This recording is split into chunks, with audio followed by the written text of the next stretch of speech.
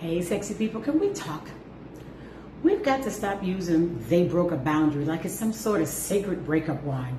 You know what I mean? People wave it like, well, that's it, protecting my peace, bye.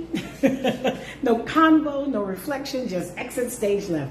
Well, let me ask you this. When's the last time you owned up to a boundary that you broke or apologized for one you crossed, accidentally or not? Yeah, I thought so. Hi, I'm Taylor Sparks, your ethical non-monogamy coach and sex goddess. And I'm here to remind you, being in an open relationship does not make you emotionally evolved, right? Just because you learn the right lingo. Saying that ain't poly, that's not how open relationships work, or my favorite, I'm the only penis you need in this relationship. It doesn't make you correct. It makes you a bit confused. And don't even get me started on the people who keep using the word polygamy wrong. For the 15th damn time, let's get it straight. One husband with multiple wives equals polygyny. One wife with multiple husbands equals polyandry. Multiple spouses of any combination of gender equals polygamy. You're welcome. Now, let's go back to boundaries. So look, boundaries are essential, but they're not supposed to be like the cement walls on a tunnel that the boat goes through. They should be more like the shoreline at the beach, fluid, shifting, alive with tides.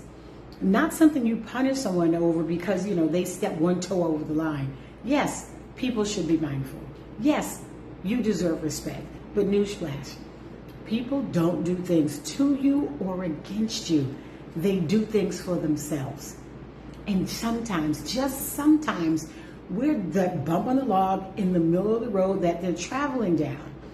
And while they're trying to move through, over it and under it, and they're on their own damn journey. Now, that doesn't mean your partner gets to do whatever and come home like, oops, sorry, babe. No, sir. No, ma'am. That's not what happens. What it does mean is, if you're about to do something that might cross or break a boundary, take a beat. Ask them to take you into consideration and think, if I do this, how will my partner feel?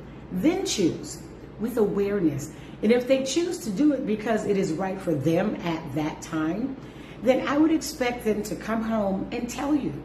Not 3 months, 6 weeks, and 4 days later. Tell you soon.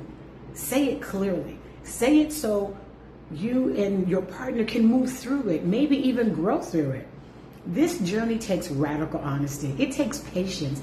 And yep, it takes having the uncomfortable conversations instead of pulling out the boundary was broken card like it's some get out of accountability free pass.